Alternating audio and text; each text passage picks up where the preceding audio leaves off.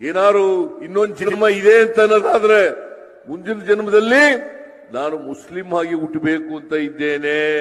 ಮುಂದಿನ ಜನ್ಮ ಅಲ್ಲ ನೋಡಿ, ಈ ಜನ್ಮದಲ್ಲೇ ಸೇರ್ತಾವ್ರೆ.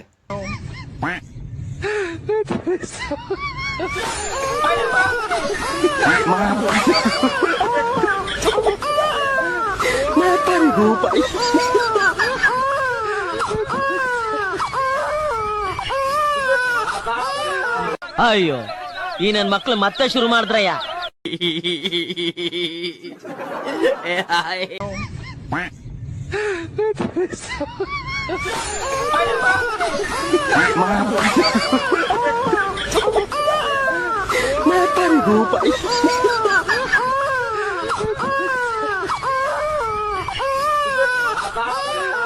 ಅಯ್ಯೋ, ಈ ನನ್ ಮಕ್ಳು ಮತ್ತೆ ಶುರು ಮಾಡಿದ್ರಯ್ಯ.